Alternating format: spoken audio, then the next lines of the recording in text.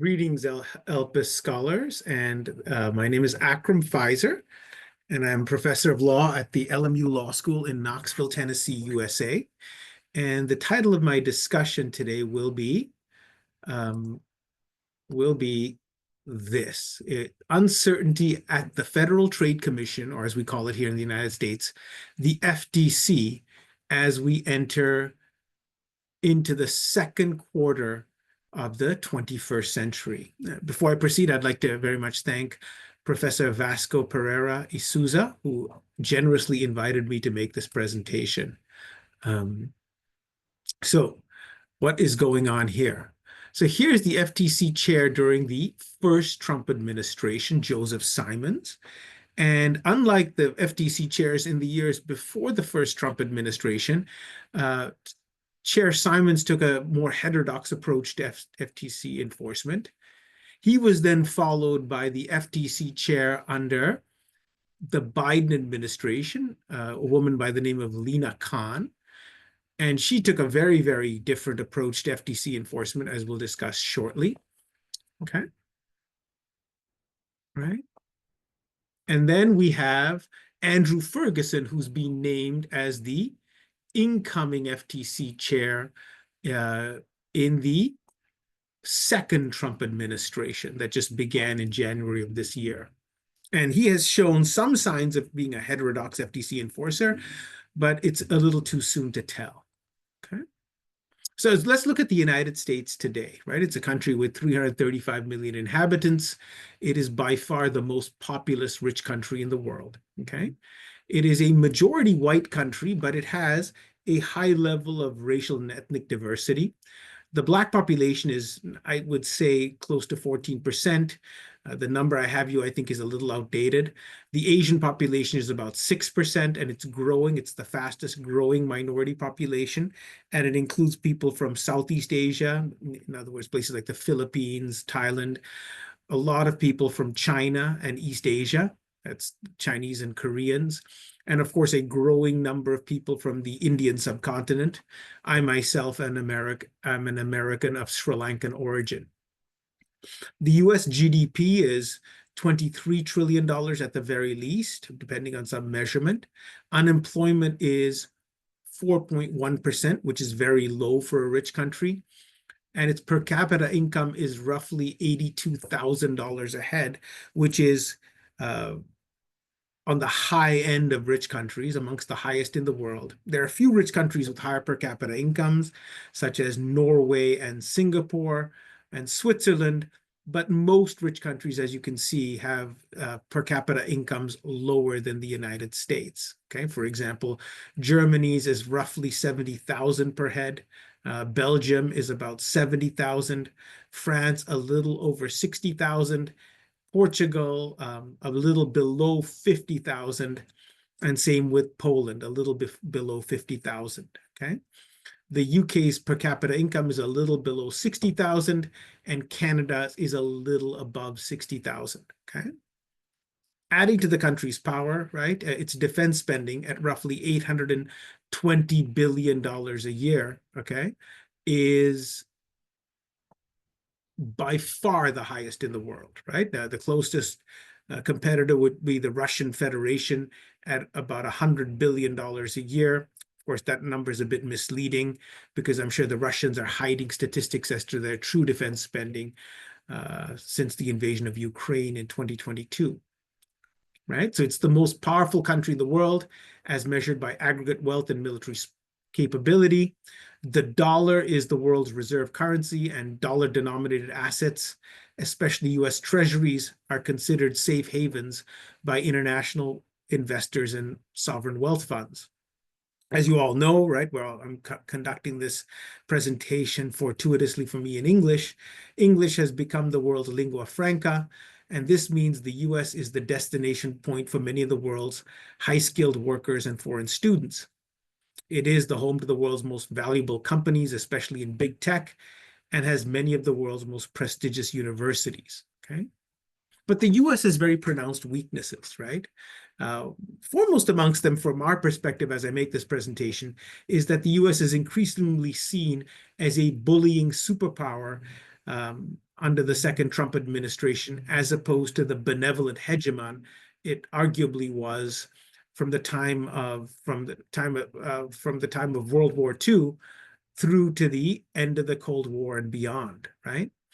Evidence for this is threats to the international system made to Canada, to Denmark. The US is making noises to take Greenland from Denmark. It is also threatening the sovereignty of Panama because it claims it wants the Panama Canal back. It has basically signaled it wants to end the international trading system by imposing tariffs on our allies, right? The US has also signaled an unwillingness to continue supporting NATO, and has, as evidenced by the parlous treatment of President Zelensky at the White House, has indicated that it will be siding with Russia in the war between Russia and Ukraine that we cannot forget was commenced by Russia in 2022. Domestically, the Trump administration is increasingly hostile to the rule of law, civil liberties, right? Non-citizens and racial minorities. The US has very high levels of income and wealth inequality for a rich country, and its income inequality is more akin to developing countries such as Brazil, Chile, and China than it is to mature countries, mature democracies, as you find in Western Europe. Quite frankly, US living standards tend to be on the lower end of mature democracies when factoring in other methods beyond GDP, such as life expectancy, levels of education, and quality of life, right? More than one half of America's college students attend non-selective and low-quality community colleges, and US life expectancy, including life expectancy, or most especially life expectancy for lower middle class whites, is dropping. Okay. Other factors, right? The US, on the one hand, the US economy and the stock market bubble has largely been explained by big tech. But the power of big tech, be it Meta, Facebook, Google, Amazon, NVIDIA, Tesla, Apple, and Microsoft, right, has had pronounced economic consequences and social consequences for Americans, right? There's very high rates of depression, loneliness, anxiety, sadness amongst Americans. And it has created wealth for people with retirement plans such as myself, but a relatively small number of jobs compared to sort of the industrial economy of the mid to late 20th century. And big tech, along with other large American corporations, have distorted the American economy and taken advantage of lax competition law in the United States as compared to Western Europe, which means that Americans compared to Europeans are paying too much for items and necessities such as food, mobile phone plans, internet access, pints of beer, airline tickets, healthcare, university education, housing, and other necessities. Okay? This living standard stagnation, especially amongst the white middle class, has fed support for illiberal politicians such as Donald Trump and J.D. Vance, and we're seeing this today. These politicians, right, do not support the rule of law. So the FTC approaching the second quarter of the 21st century, right? The US Federal Trade Commission during the first Trump administration and during the Biden administration under Lina Khan sought to address the problem of exploitative big tech and living standard stagnation by refocusing the FTC's mission from one monographically focused on lower consumer prices in the near term to one seeking to resurrect household living standards over the longer term by focusing on increasing market competition for goods and services and using its power to prohibit purportedly unfair business practices such as employee non-compete agreements that it sees as undermining workers and business innovation. Okay. So let's look at the FTC during the first Trump and Biden administrations, right? Right? It should be focused on resurrecting American households from the abuses of consolidated corporate power by having the FTC confront companies and business practices that undermine consumer choice in the longer term. Supporters of this approach, right, fully approve of FTC actions brought against big tech, including FTC and US Department of Justice lawsuits brought against Meta, Google, and of course, Amazon, right? And they also approve of the FTC commencing administrative proceedings that prevented corporate consolidations to protect consumer choice, such as one that prevented the Kroger Company grocery chain from acquiring the Albertson Companies, Inc., right? Another grocery chain. Lina Khan cited this as her proudest moment as FTC chair, and they also approve of the FTC's decision to solidify its regulatory footprint by way of issuing substantive legislative rules issued under the FTC Act to prohibit employee non-compete agreements that, according to the FCC, harm employees and depress business formation. But there are traditionalists who disagree with this approach, right? And the traditionalists who favor a lax regulatory approach to the Sherman and FTC Acts, right, include big tech, as well as the Wall Street Journal's editorial page, right? And they saw that the FTC under chairs Joseph Simons and Lina Khan as engaging in a lawless power grab to the harm of American companies and consumers. They take issue with the FTC's decision to reverse course and replace the consumer welfare approach to antitrust enforcement with a more ambitious regulatory agenda focused on protecting market competition for goods and services, regardless of platform. They object to the fact that Khan did not recuse herself in cases brought by the FTC against Amazon and Meta, even though before joining the FTC, she, as an academic, had written extensively about how both companies abused their market power to engage in anti-competitive practices. They dispute the legality and wisdom of the FTC's use of informal rulemaking to prohibit employee non-competes because they question the FTC's power to issue binding substantive rules and believe that the legality of non-competes is a matter best left to the states. And finally, they allege that Khan, right, and her deputies mismanaged the FTC.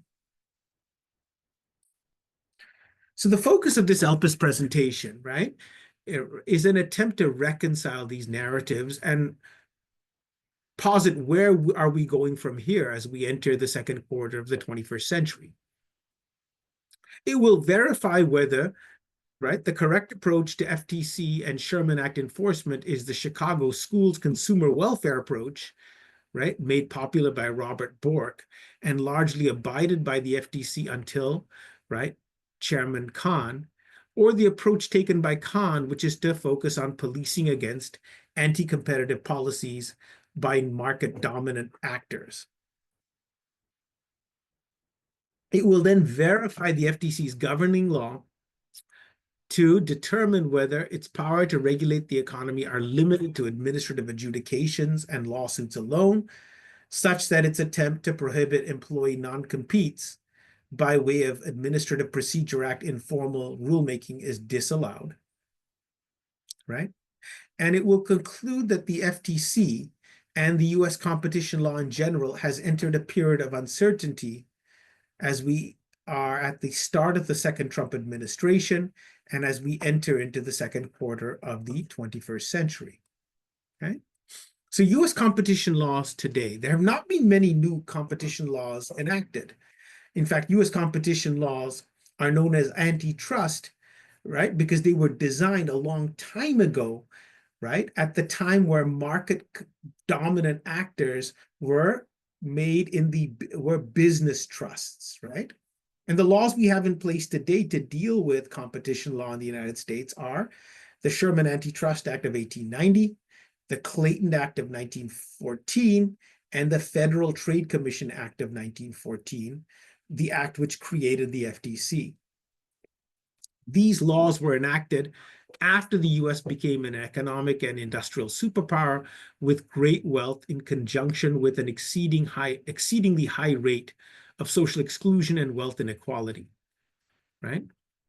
U.S. competition laws were enacted by Congress members with heterodox motivations that range from political expediency to a sincere goal of improving living standards and economic vitality, right, from the abuses of business trusts. The competition laws in the United States, known as antitrust laws, prohibit unlawful mergers and business practices in general terms, leaving courts to decide which ones are illegal on the facts of each case. When used for enforcement purposes, the antitrust laws have sought to protect against anti-competitive business practices for the benefit of consumers and innovation, making sure there are strong incentives for businesses to operate efficiently, to keep prices down, to keep quality up, and to be open to innovation.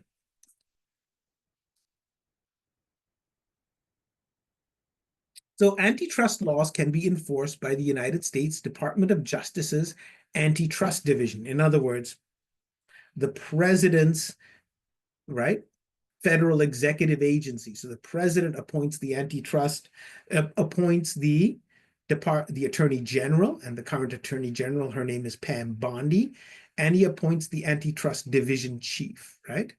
And the Department of Justice's Antitrust Division has the power to enforce the Sherman Antitrust Act and its prohibition against illegal monopolies by way of federal lawsuits. A very recent example of this was the, right, 2024 federal court decision concluding that Google violated Sherman Act Section 2 by unlawfully maintaining monopolies in the markets for general search services, search advertising, and general search text advertising in the United States through anti-competitive and exclusionary practices, and to remedy the effects of this conduct. Okay? So that was a lawsuit commenced by Attorney General William Barr in the first Trump administration, that was then prioritized by Attorney General Garland, right, in the Biden administration, and is now confronting the second Trump administration as to what remedy should be applied. The competition law can also be enforced by the FTC, which is a 5-member independent regulatory commission appointed for 7-year staggered terms, the majority of whose members must come from the same political party as the sitting president, whose chair is chosen by the sitting president, right? And so, for example, the current chair is Andrew Ferguson. He's a Republican who's appointed by President Trump. The FTC has the power to supplement the DOJ's power to enforce antitrust laws in federal court by way of administrative adjudications that can be subsequently appealed to federal court, right? It can also commence suit, right, in federal court directly, seeking cease and desist orders, civil penalties, and permanent injunctions against actors it finds to be in violation of its promulgated rules prohibiting deceptive and unfair practices. So another example of the FTC commencing suit was the FTC lawsuit commenced against Facebook by Chair Simons at the tail end of the first Trump administration that is still pending before the courts. Okay. So Simon's major accomplishments as FTC chair, right, as I just said, included the lawsuit against Facebook commenced during the tail end of the first Trump administration, December 2020, right? And it sought a permanent injunction and other equitable relief to undo and prevent Facebook from illegal monopolization, that is, anti-competitive conduct and unfair methods of competition disallowed by the FTC Act. Chair Simons also commenced an informal rulemaking to ban employee non-competes nationwide. Khan's purported achievements during the Biden administration include, right, a ban on junk fees for short-term lodging, live ticketing events, food delivery platforms, and car purchases.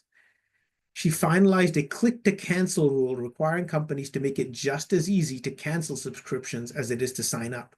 The obvious one here is, in the United States, if you can easily be deceived into signing up for Amazon Prime, which is a premium Amazon service that allows you to watch streaming programming online, as well as get like free delivery for Amazon purchases. But it's very hard to cancel it. She also finalized a rule to ban employee non-compete clauses from employment contracts that the FTC says will increase average worker earnings by $524 a year, create more than 8,500 new businesses per year, and reduce healthcare costs by up to $194 billion over the next decade. Khan also sued Amazon for deceptive means of enrolling customers. She blocked, as I said earlier, the merger between the Kroger and Albertsons grocery chains that she said would result in higher prices for consumers and worse working conditions, right? She also commenced suit against Amazon and others to help small businesses compete by prohibiting it from charging costly fees that force many businesses to pay large portions of their revenue to obtain platform access. And she banned companies such as General Motors from sharing consumer data improperly. So those were her achievements. And those achievements, as you say, as you can see, evidence a stepped up enforcement model that was atypical as we went from the Reagan administration right through to the end of the first Bush administration or the second Bush administration. And that lax approach, right, was started by this man, Aaron Director, who was a scholar at the University of Chicago Law School, right? The Chicago School, led by Director, articulated intellectual support for deregulation, arguing that markets are self-correcting and that entry eliminates monopoly power because collusion is very difficult to sustain in the face of incentives to defect. Director argued that the Supreme Court case law on antitrust was counterproductive in terms of consumer welfare or the measure of whether the economic prospects of the consumer were enhanced by lower prices. He claimed that a goal of protecting competition might be used to advantage weaker, less efficient companies from more efficient firms that would otherwise lower prices. Director's approach, starting in the 1950s, was supported by US businesses who began to launch complaints against the perceived rigidity of American antitrust laws, including that the government was attempting to substitute itself for the market and that big business was necessary for military mobilization, economic efficiency, and technological progress. This business mobilization intensified in the 1960s and 70s when many US companies grew with vertical integration and argued that antitrust enforcement impeded their growth and placed American companies at a disadvantage as compared to European and Japanese firms. This approach then was intellectually given greater credence by this man, Robert Bork, who was at the University of Chicago Law School and subsequently became Solicitor General and a Court of Appeals judge on the U.S. Court of Appeals for the District of Columbia. Bork's 1978 The Antitrust Paradox rejected the usefulness of the word competition in antitrust enforcement as being too ambiguous and incomplete to be useful. He succeeded in facilitating the Supreme Court's adoption of the view that Congress designed the Sherman Act as a consumer welfare measure that prioritized economic efficiency, right, over market competition. And it was timely advocated by major US businesses who exploited the country's campaign finance laws to shift the antitrust perspective of policymakers, commissioners, and judges, even though public opinion remained broadly supportive of strict enforcement. Cho writes that big corporations vigorously proselytized the Chicago School of Thinking to weaken antitrust authorities contemporaneously with corporate America's success in having the Nixon and Ford administrations reconstitute the Supreme Court in a business-friendly trajectory. Okay? The justices holding traditional antitrust views, including Chief Justice Warren and Justices Black, Harlan, Fortas, and Douglas, were replaced by the corporate-friendly Chief Justice Burger and Justices Blackmun, Rehnquist, Powell, and Stevens. The conservative trajectory continued under the Reagan administration and both Bush administrations due to the manipulation and politicization of the judicial selection process by organized interests that are often funded by big business. Okay. One aspect of it I cite here is big business was touted the Trump administration selection of Judge Kavanaugh from the DC Circuit Court of Appeals to the US Supreme Court, right? It's stated here, right, there's a coherent plan where actually the judicial selection and the deregulatory effort are really the flip side of the same coin, and Judge Kavanaugh protects American businesses from illegal job-killing regulations. The Chicago School's monographic focus on consumer welfare effectively gutted the Sherman Act, which went from what the Supreme Court once called a comprehensive charter of economic liberty aimed at preserving free and unfettered competition to a framework that at times even celebrates monopoly so as to discard the ante in antitrust. Now, there was a brief interregnum under the Bill Clinton administration, and Clinton's antitrust division, headed by a man named Joel Klein, sought to reinvigorate antitrust enforcement and commenced and won a Sherman Act Section 2 lawsuit against Microsoft Corporation for its attempt to monopolize the web browser market by pre-installing Microsoft's Internet Explorer onto the market-dominant Windows operating system, right? But then this fell into desuetude during the second Bush administration, right? The corporate-friendly second Bush administration reached a settlement with Microsoft that left the company intact and merely required Microsoft to modify some of its business practices, including allowing PC manufacturers to adopt non-Microsoft software. After settling the Microsoft case, the second Bush administration did not bring a single anti-monopoly antitrust case or seek to prevent any major merger during its 8 years in office. So this very lax approach to antitrust enforcement that continued right through, right, the second Bush administration and into the Obama administration was a direct result of the Chicago School's success in transforming our understanding of antitrust to one favoring business growth and consolidation under the guise of efficiency. The result has worsened the problem of highly concentrated markets. The New York University scholar Tim Wu writes that the lax approach to antitrust enforcement has lamentably resulted in a return to the economics and politics of the Gilded Age, including the risk of fascism and dictatorship due to a radicalization of electoral politics brought about by a widening gap in power and resources between the rich and poor. Wu claims this has resulted in a declining, disaffected, and nationalist middle class that blames immigrants, foreign products, and elites for their woes.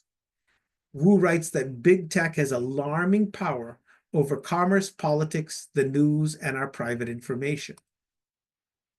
Right?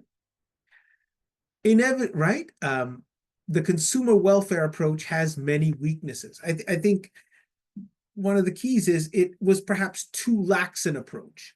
It was also democratically illegitimate, right? Contrary to the competition law's framers' intent. And it also, because it left everything with itinerant judges, precluded the incorporation of administrative expertise, right? For example, antitrust enforcement typically proceeds via case-by-case adjudications that typically rely on technical evidence and complex economic analysis that inexpert judges struggle to decipher.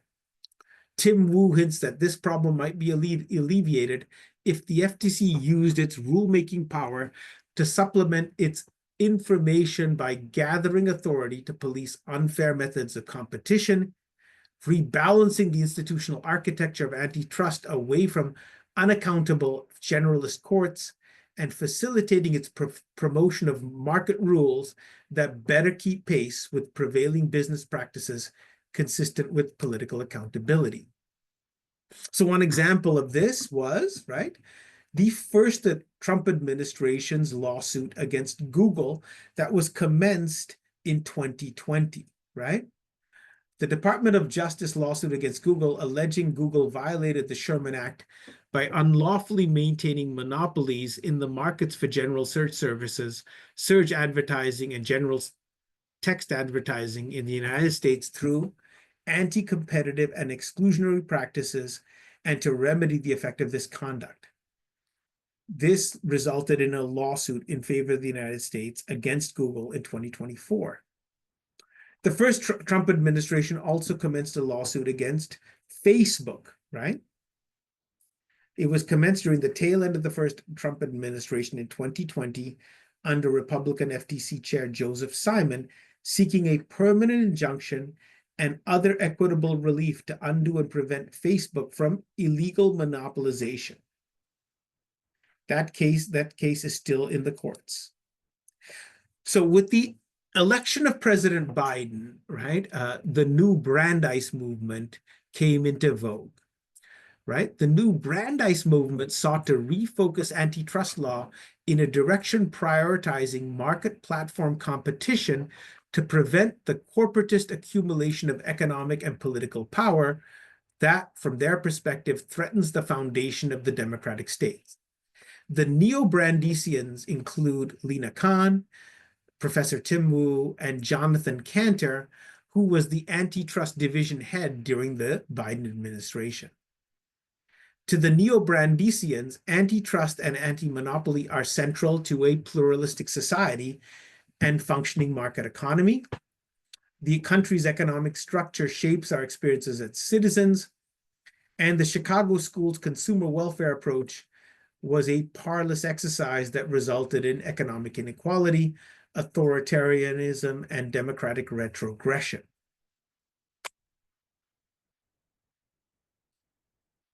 So, according to the neo-Brandeisians and Lina Khan, big tech's consolidation was facilitated by the government's perception that cyberspace would never stand for monopoly, and even in situations involving temporary dominance, the new tech firms, unlike industrial titans of the past, were benevolently devoted to improving human welfare by provision of free access to information, social connectivity, and in the case of Amazon, dramatic discounts on books and other goods. This was altogether naive.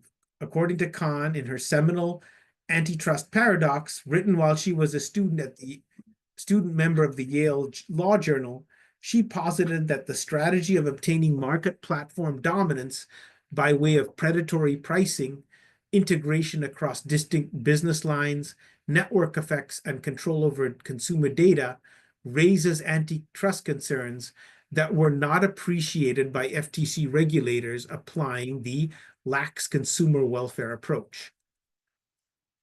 Khan recommended revising antitrust law and competition policy for platform markets to both capture the realities of how dominant firms acquire and exercise power in the internet economy and determine the forms and degrees of power that should be identified as threats to competition. Her supporter, Tim Wu, writes that businesses like Facebook or Google were incorrectly seen as charities improving consumer welfare than the for-profit businesses that harm platform competition that they are. As exemplified by Facebook's acquisition of Instagram for only $1 billion and WhatsApp for $19 billion, regulators were effectively asleep at the switch, according to Wu. because they fail to appreciate the logic behind consolidation of social media platforms and fail to see how these acquisitions were anti-competitive. Wu writes that in total, regulators failed to challenge Facebook's 67 acquisitions, Amazon's 91 acquisitions, and Google's 214 acquisitions, thereby making the tech industry's composition akin to a few giant trusts that harm competition on online platforms by marginalizing and acquiring competitors. Right? Khan sought to resume the big case tradition while FTC chair, abandon the consumer welfare approach, and return to a protection of the competitive process as antitrust's main goal. She sought to bring antitrust enforcement more in line with business realities while also reflecting the framers' intent. My verdict is that Khan and her neo-Brandisian supporters, such as Tim Wu and Jonathan Cantor, are correct to prioritize market competition as the main focus of competition law. This is because a focus on competition over immediate price effects better reflects the framers' needs as well as the country's needs. Khan's decision to issue rules prohibiting employee non-competes. In 2018, the FTC, during the Trump administration FTC chairs Joseph Simon's term, began to study non-competes through policy hearings and workshops, invitations for public comment, and a review of academic studies. 3 years later, the FTC initiated several investigations into the use of non-competes to determine whether they constitute unfair methods of competition, right? On January 19, 2023, the FTC, under that now chair, Lina Khan, proposed the non-compete rule to end the deferential state law framework for evaluating non-competes by prohibiting employers from entering into non-compete clauses with workers starting on the rule's compliance date and requiring employers to rescind existing non-compete clauses no later than the rule's compliance date. Right? The FTC final rule, adopted on April 23rd, 2024, imposed a nationwide non-compete ban based on the FTC Section 5 authority to prohibit unfair methods of competition. In April 2024, the FTC announced, based on FTC Act Section 5 and 6G, a final rule to ban employee non-competes or covenants not to compete on the grounds they are unfair methods of competition. The final rule applies to workers, independent contractors, interns, externs, volunteers, apprentices, and sole proprietors who provide services to a person. It forbids, as a term or condition of employment that prohibits a worker from seeking to work for another person or entity or operating a business after the conclusion of their employment, and applies to all existing and future employee agreements. The non-compete final rule, though, did respond to Reliance interests and the interposed comments and exempted existing contracts with senior executives defined as those making more than $151,164 annually before taxes, right? The FTC made this decision because it said that those employees tend to be in policy-making positions and constitute less than 1% of the US workers, right? And are therefore less vulnerable to exploitation, right, than non-senior executives. The final rule also exempted bona fide sales of businesses, circumstances where a cause of action accrued before the final rule's effective date, and circumstances where a person has a good faith basis to believe that the rule is inapplicable.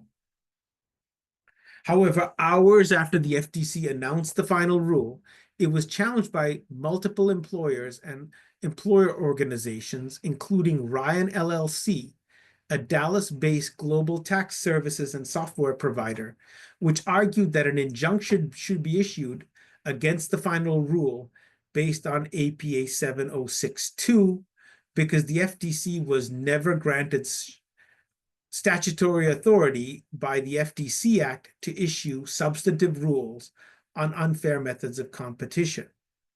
Alternatively, Ryan argued that the rule is the product of an unconstitutional exercise of power, and the FTC's Act's findings and conclusions were arbitrary and capricious, right? Ryan LLC further asserted a claim under the Declaratory Judgment Act, challenging the rule as unlawful before the U.S. District Court for the Western District of Texas. ELPIS scholars, that is one of the most conservative district courts in the United States. The United States has 94 district courts nationwide. Many of them are conservative for reasons of political culture, and this is one of the most conservative. And that's why Ryan LLC commenced suit in the Western District of Texas. And on August 20th, 2024, a very conservative judge, Judge Ada Brown, who was nominated by President Trump during his first term in office, issued a memorandum decision and order preventing implementation of the non-compete rule on its September 4th, 2024 effective date because it concluded the FTC lacked authority to create substantive rules to disallow unfair methods of competition. Judge Brown made this conclusion because she concluded that FTC Act Sections 6G and 18 are merely housekeeping statutes that authorize the FTC to issue rules of agency, organization, procedure, or practice, but not substantive rules. The court arrived at this conclusion because Section 6G's lack of a penalty provision evidenced to her a lack of substantive rulemaking power. The court seized on the contrast with Section 5, which does contain a penalty provision for abuse of adjudication. So, was Khan and the FTC correct in purporting to use legislative rulemakings as a means of preventing unfair business practices? Was Khan therefore correct to prohibit employee non-competes via an FTC rulemaking prohibition? The insufficiency of administrative enforcement by way of federal lawsuits was effectively acknowledged by the creation of the modern integrated agencies like the ICC and the FTC. Congress conferred upon agencies the power to adjudicate the liability of persons charged with violating their statutes and to issue orders imposing sanctions upon them. Although Congress typically provided for subsequent judicial review of these administrative adjudications, the administrative role became dominant because Congress mandated a very deferential form of judicial review. The APA's framers were primarily concerned with administrative adjudication, right? They did, however, supplement agency adjudicatory power with broad rulemaking power subject to transparency and public input, and on the back end of this process, deferential though not supine judicial review, right? This is rulemaking by way of notice and comment, which is a very American innovation to the administrative law schema we see globally, because it's the only rulemaking process we see globally that requires public input, right, to the rulemaking, and then allows for a subsequent collateral challenge to the legality of these rules, right? However, it took until the 1960s and 70s for courts, scholars, and policymakers to effectively turn away from adjudication towards rulemaking, right? For example, Professors Farber and O'Connell effectively illustrated this shift by noting as late as 1974, the Gellhorn and Bice casebook in the field devoted only 22 pages to rulemaking proceedings, which mostly was a lengthy excerpt of a single case. Okay?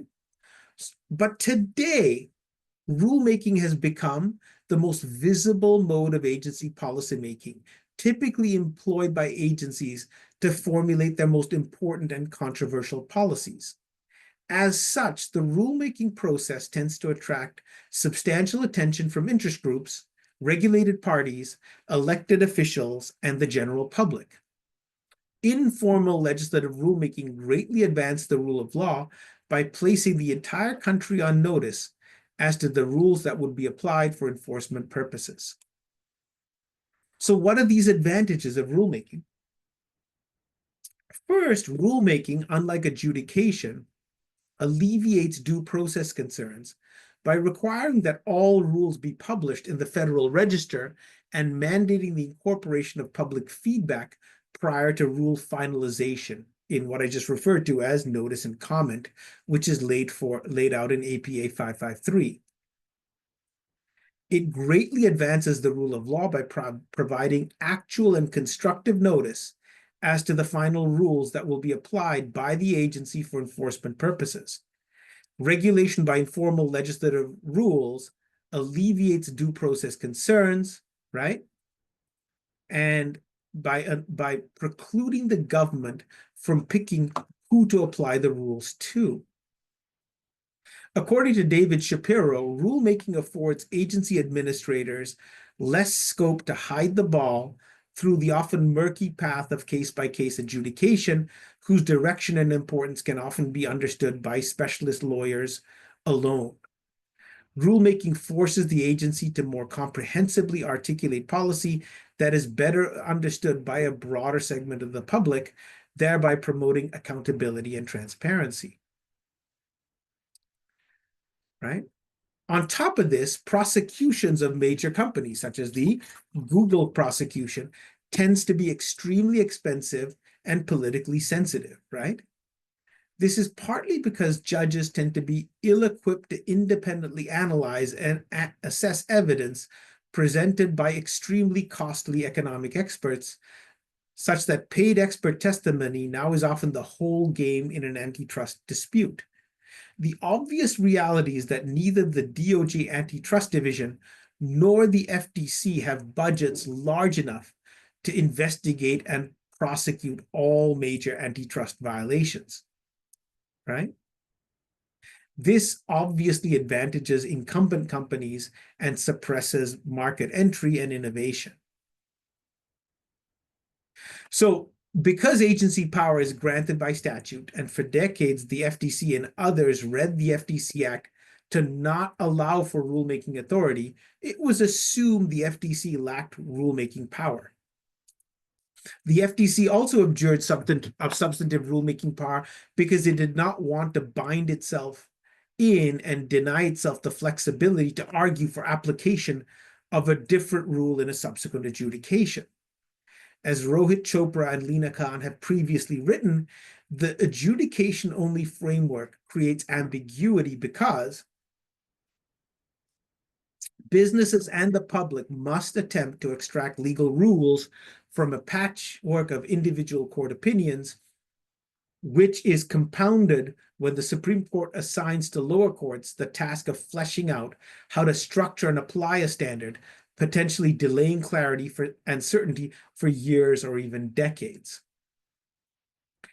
Now, in 1973, the DC Circuit Court, the most important circuit court for administrative enforcement, concluded in a case called National Petroleum Refiners, right, that the FTC had substantive rulemaking power, right, to mandate the issuance of substantive rules for to require gasoline pumps at service stations to have the octane ratings be posted on each gasoline pump, right? National Refiners supports Khan's position that the FTC has the power to issue substantive rules under the FTC Act Section 6, and this power, when effectuated by the FTC, supports her argument that it is both fairer to regulated parties and more efficient than reliance on case-by-case adjudication alone. Chopra and Khan write that the FTC's failure to adequately use rules and instead focus on adjudication resulted in it becoming a generalist enforcer that failed to use its expertise to affirmatively identify what conduct or practices constitute unfair methods of competition. They write that the FTC's rulemaking authority is broader than that laid by the Magnuson-Moss Warranty FTC Improvements Acts, which governs only rulemaking interpreting unfair or deceptive acts or practices, and that FTC has broad substantive rulemaking power. The fact the Commission did not issue a single substantive rulemaking under Section 6G between 1978 and issuance of the non-compete final rule in 2024, to them is more likely reflective of corporate America's success in manipulating the Chicago school to co-opt the political culture and FTC commissioners in those intervening years, rather than definitive evidence that FTC lacks substantive informal rulemaking power. Moreover, right, the decision by Judge Brown fails to account for the fact that based on national petrol refiners and the subsequent amendments to the FTC Act, both the FTC and Congress may well have relied on the supposition that the FTC retained substantive rulemaking power under Section 6G in the intervening years. So competing perspectives.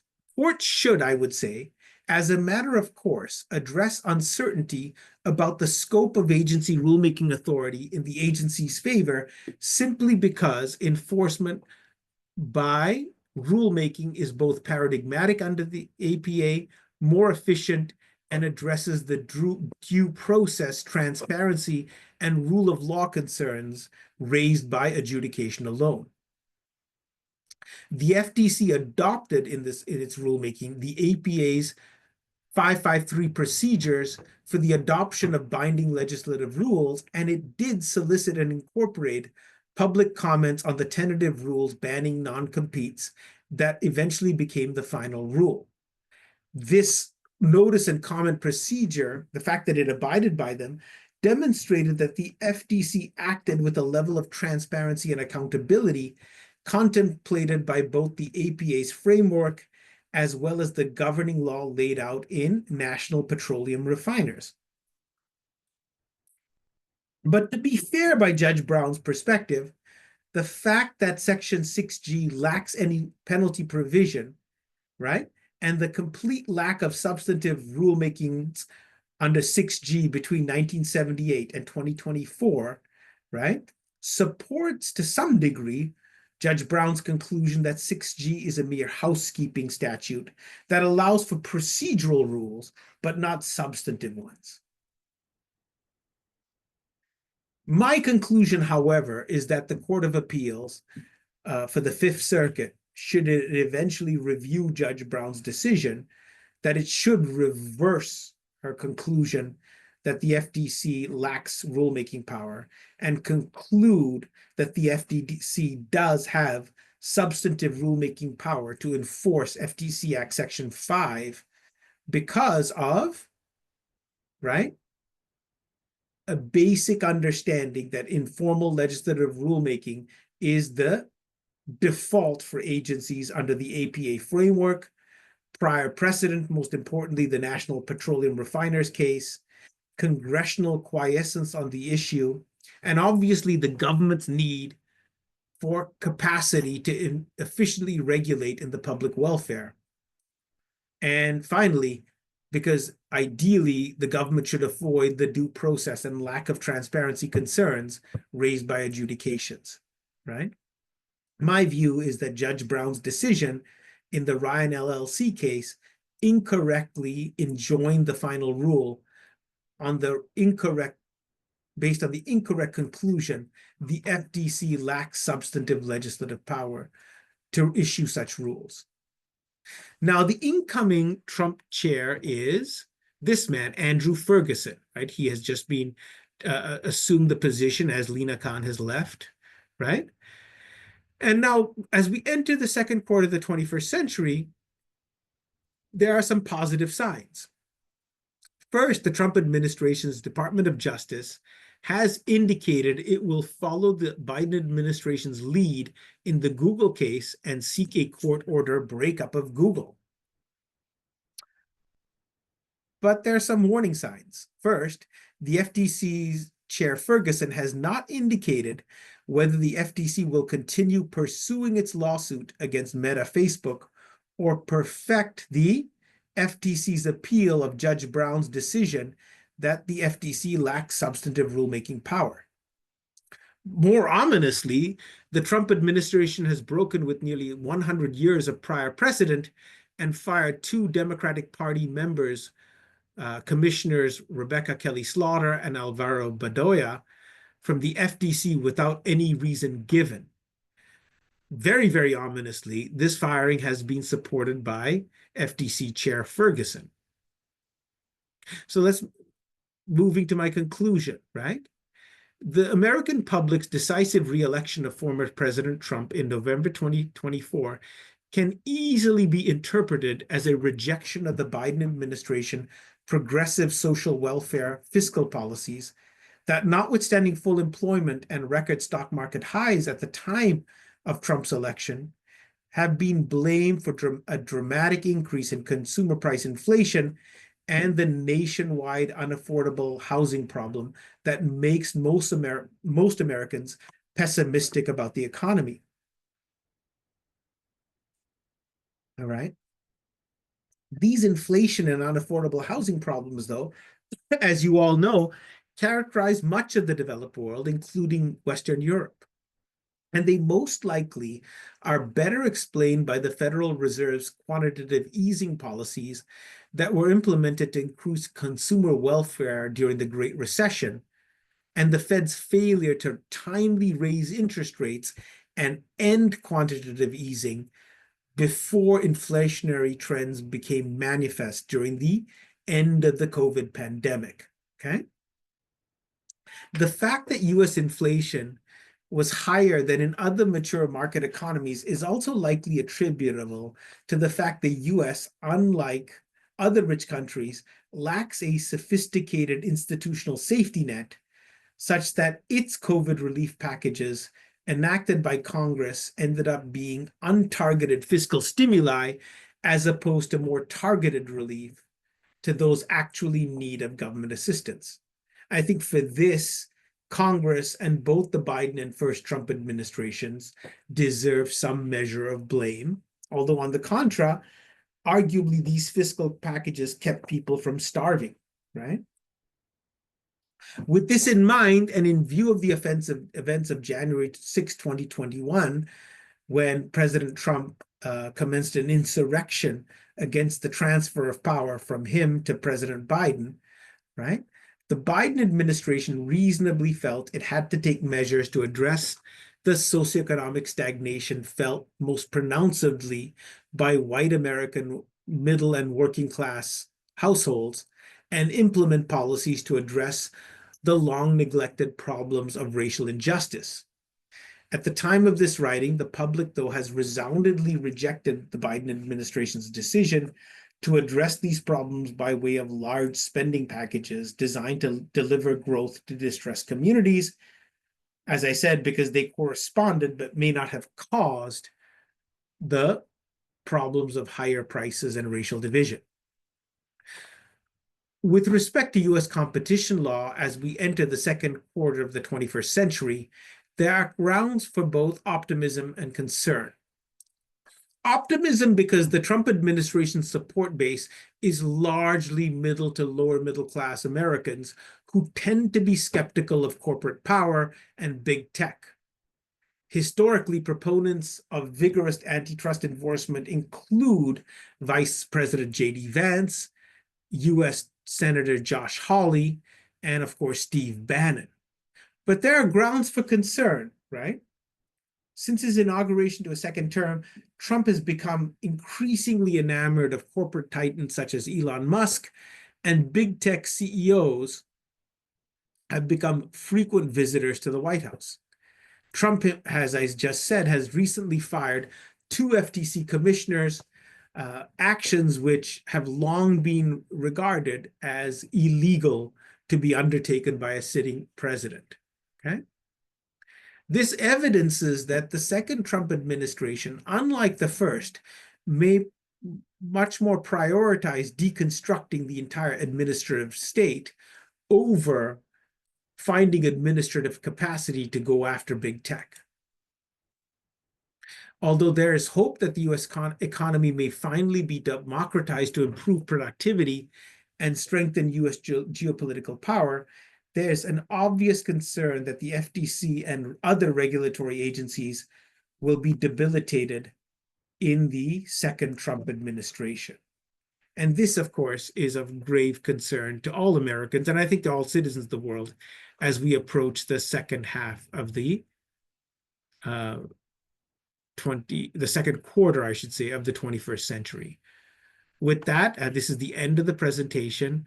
I would like to thank you all for paying attention, and I convey my great affection to all of you in Western Europe at all your respective law schools. I very much look forward to seeing all of you in Budapest this summer.